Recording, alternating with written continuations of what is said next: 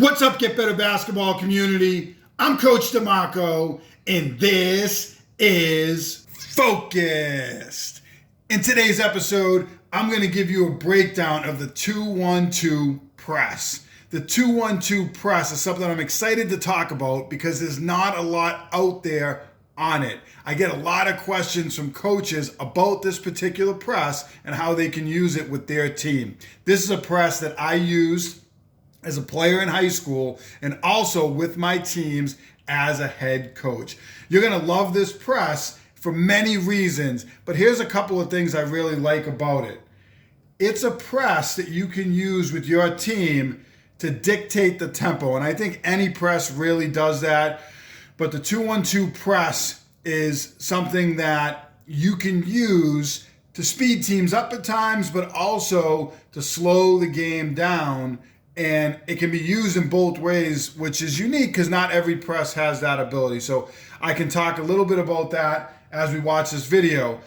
It also is a press that coaches really like because you have that player in the middle of the press right here. And they sort of act like a free safety or a center fielder, but they also are your trapping player. They don't always have to be the trapping player, and that's one of the unique things about this press. I can speak to that as well, but I like to have them play center field, and then also they can run and trap. We'll talk about that, and I'm going to show you a video of Bryant using this press and trapping with this player. And the last thing that I'm going to mention here as why coaches like it who use it is it can be safe for their team. You start your first two players at the free throw line. You don't have a player or madman on the ball like a diamond press or run and jump press. So coaches feel like it's a little bit safer. You have a player in the middle. You have two players back on the other end of the floor. So you have two players protected instead of like a diamond press where you have a 1-2-1-1.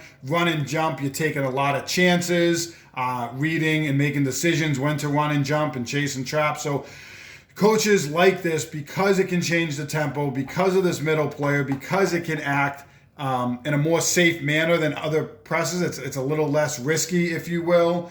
So those are some of the things, but there's a lot of reasons. You can trap with different players. You can use this to disguise other presses, and you'll see that as we go through it. But we're going to give you an overview of the press, and I'm going to show you a couple of clips of Bryant using it. So as I mentioned with this press, you're going to have your two players up here at the elbows. You're going to have, and you could adjust them up a little bit, back a little, whatever you want to do with your team. Typically a player at half court. And then you're going to have two players down the other end of the floor that are going to be your safety valve players. Although you can trap with these players situationally if you want to. I don't love to do that. If I'm going to use this, I like to use this player in that role. But you could do that with your team. So when the basketball comes in bounds, it's a pretty simple press, and I almost would liken this to how you play a 2-2-1 press. The difference is in the 2-2-1, you have these two players back here, and they have to rotate middle. Say the ball's over here, rotate middle. With the 2-1-2 press, as I've mentioned a couple of times, you have this middle player as the basketball comes in, say on this side of the floor, and we put a little bit of pressure on it, trying to funnel them up the sideline. Yep, and this player can work into the middle. They could work back into the middle. This player can cheat over a little bit, but you're kind of taking away that area. So you really force this player to throw back and throw across. Now you're getting into like the 10-second danger zone. So, or teams get frustrated and they throw the ball over the top, and this player gets an interception or a pick, or steals the ball, and this player can steal the basketball. And I actually, when I was in high school, I played this spot a little bit as an athlete, but I also played back here, and I love these spots because I got a lot of steals on lob passes over the top, and you'll like that with your team as well. So pretty simple. Basketball is going to come in, hopefully, and we'll see this in one of the clips.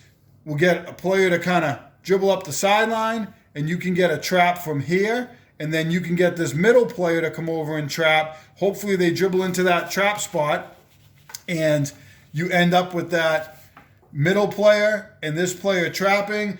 And this player, like any press, is going to make their rotation and they can rotate back. But you already have these players sort of set up in interceptor positions. So, if they decide that they're going to pass out of it and they're able to make a pass, say, back to the middle, you have this player here. Hopefully, they'll put the ball on the floor. You're going to sprint out of it. Similar to what you do in a run and jump press, you're going to sprint out of the trap. I don't know, you might get another opportunity where this player dribbles into the trap spot. It's a longer way to go. So this is where you could make a call and you could bring this player up and you could trap from here and just have this player rotate back and this player rotate back. There's different ways to do this. You might not want to be overly aggressive. You might just want to slow the tempo down. So you might say, we'll get the first trap. When they throw out of it and they bring the basketball back to the middle here with this player, we're going to play this person on the basketball and we're going to take our other guys who are trapping and we're going to start to rotate back and we're going to get into our matchup zone. Or we're going to rotate back, we're going to fix it and get matched up in man-to-man. And by fix it, I mean we're going to get matched up accordingly. We don't want to end up with mismatches. I talk about that a lot in my run and jump videos. So, this is where when we talk about the tempo, there's different things that could happen. You certainly could try to chase and trap with this player. It's a longer way to go, but if you don't get there, you know that you can keep this player back. Maybe this is a bigger player, taller player. Maybe they're not as athletic. Maybe they are. I don't know. But you might want to just keep these two players back and keep them safe. So you force this player to the sideline, and then you run and try to chase and trap with the middle again. Again, it's a longer way to go. You might not get there. But it's safer, or you just kind of fall back. You might only want to get that first trap. So I want to bring it back to the beginning, and I want to just look at a couple other things. We said, okay, the two players split, and they're going to just come and go right up the sideline. Let's say that they split, and they don't come right up the sideline. And a lot of teams, they're going to put two players at half court. They might put a player back in the middle. So you're going to have to adjust your press accordingly. This player has the basketball. You might cheat over a little bit. What I like to do with these players is just cheat them up a little bit, depending on where the basketball is. Really hard with ball pressure to throw that ball the length of the floor without getting a steal. So if you're going to cheat a little bit with these two players, then you can bring these players up. Some coaches might take this player and pin them back a little bit. And again, that's one of the things I like about this is from a game plan standpoint, you can make little adjustments to this press and say, go ahead, throw it to this guy across, and we'll start to work up. We'll rotate over. We'll rotate our guys. We'll kind of work this player back now. And now you have the basketball over here. That's great. And you know what? I'll let you make that pass across again. We're going to slow the tempo down. Now the clock's running 10 seconds. So you can do that. You can do that. Sometimes this player is going to get it, and they're going to fire it up the floor, and you might not get the steal. You can chase and trap, and you can have these players bail back. All right? Maybe take away the middle there, and you can kind of bail out on it, and you could chase and trap with this guy. You might not get the trap, but now you're speeding them up. They're dribbling up the sideline. You got two guys back. They don't have numbers in addition to this player and your other guy who's chasing. So there's different things you can do with this press, and depending on what you want to do with your team. I would say the most consistent way that I see it played is what I talked about. We're going to see Bryant do it in the video. It's going to be your 2-1-2. It's going to be pinch in the middle. Ball comes into the middle. These guys are really going to pinch in tight, and they're going to try to funnel the ball up the sideline. They're going to try to get a guy to go up the sideline, and they're going to look to chase and trap out of it. And if they don't get that trap, we see Bryant's going to fall into a matchup zone. So that's the basic way you could do it. I'll mention this as we're looking at it. This player comes up the sideline. You could bring this player, and let's just say they were on the ball handler, so they're running with them.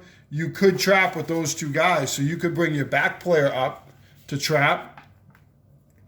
All right? And this can confuse teams because they see your middle player is not coming, and you just have to make sure your middle player then rotates back. So you could have a call for that. If you call red, this back player is going to come up and trap, and you're going to trap with those two players. So again, just one more time. Ball's here.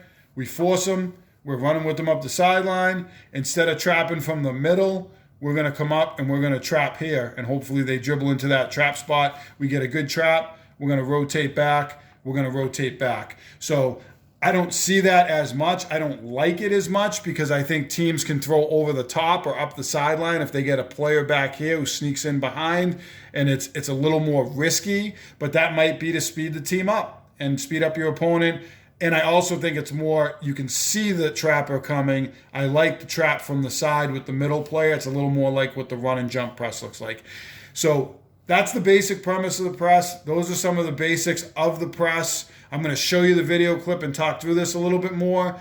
But there's a wrinkle I really love out of this press that I'm going to share with you in the future, in a future video. So make sure you like and subscribe to this video because you're going to want to see that wrinkle if you're going to use the 2-1-2 press. Let's take a look at Bryant using this press. So here is Bryant using the 2-1-2 press in the first round of the NCAA tournament. And I'm showing you this clip, and I wanted to pause it on this spot because here's your two up players, and here is your middle player in the 2-1-2 press. They're trying to pinch and force this player up the sideline. This player is going to throw the ball up the floor quickly, but they do make a mistake in this in that they throw the ball into a trap spot.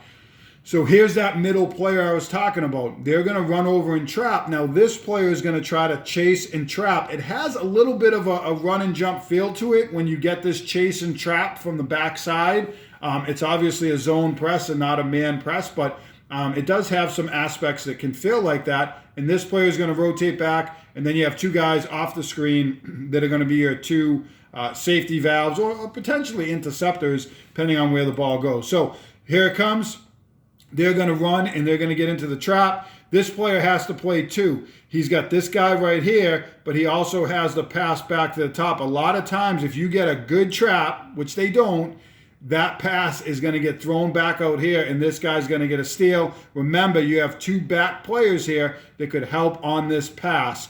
This is the more dangerous pass. He probably should be tighter here, but this is the pass where you get the steal. So the thing I like about this press compared to other presses, you have two guys back, so you could take a chance running and trapping right there because you have the other two players who are in fact back as safety. So they're not going to get the trap, but I'll show you as they adjust here, they're going to get right into their matchup zone that they used in this game. And they forced Wright State to use up some shot clock and then to get back into their set. So one more time, there's the chase and trap. They don't do a great job in the trap. They let this guy get up the sideline and get around it, but better than anything to the middle of the floor, and they are going to recover, and you can see where it comes in. There's those two back players. There's nothing that the offense could really do to attack here. They don't have numbers. They don't want to force it. These players are covered. Nice rotation back from that other player who hustled down the floor. So they're going to get set up, and they're going to get in their matchup zone. So here is the second clip that I want to show you. And, they play it out pretty similar, and you get a chance to see the rotations and the primary trap. So I wanted to focus in on these two clips. I do have other clips of Bryant using it throughout this game, but I think you'll get the point as you look at these clips, which is they're pinched in really tight. They're not going to let him dribble up the middle of the floor. They want a pass to the sideline or a dribble up the sideline. They, in this case, are going to get their pass to the sideline. You're going to get trapper, and then you're going to get this middle player to come over, and they're going to trap. And this player is going to rotate back into position. Now, they have a good chance to get a trap here. This player could cheat a little bit, to be honest, a little bit more, because I don't see any player that cut middle, and this could be an opportunity for a turnover. Unfortunately, they're going to let this player do a little bit of a back dribble, and he's going to split the double team, which is a sort of a cardinal rule. You really got to lock in that trap, but he does a nice job. But the fact that he has to split the trap, he looks up, here's a triangle of defensive players back here set up. He doesn't really have any attacking options here. He's going to kick it out, they're going to rotate, and then they're going to skip, and they're going to take kind of a quick shot here, which I don't think was a great shot. I want to point out as we bring this back and watch this again that you also could, in this situation, potentially trap with this player and you could have had one of your back players come up, as I talked about, and you'd have these players to rotate into the middle. A lot of teams don't necessarily do that. It might be a call, a change-up like we use with our team. You call red, bring a different trapper in. It's just a nice wrinkle to use. But they're going to trap with this player and rotate back. Again, things you like about it, you like how it can change the tempo. You like the fact that coaches consider it to be a little bit of a safer press. And you like the fact that you can take away the middle with this player who's right in here. So most teams try to cut into the middle. You kind of force teams to go up the sideline, and you might have more opportunities to trap that way. So as I let this play through, 2-on-2 press, great press you can use with your team, and stay tuned for that great wrinkle that I'm going to share with you in the coming weeks. Make sure you hit that like button down below, turn on your notifications, and subscribe to Get Better Basketball on YouTube for more great video breakdowns each and every week. As always, get better every day.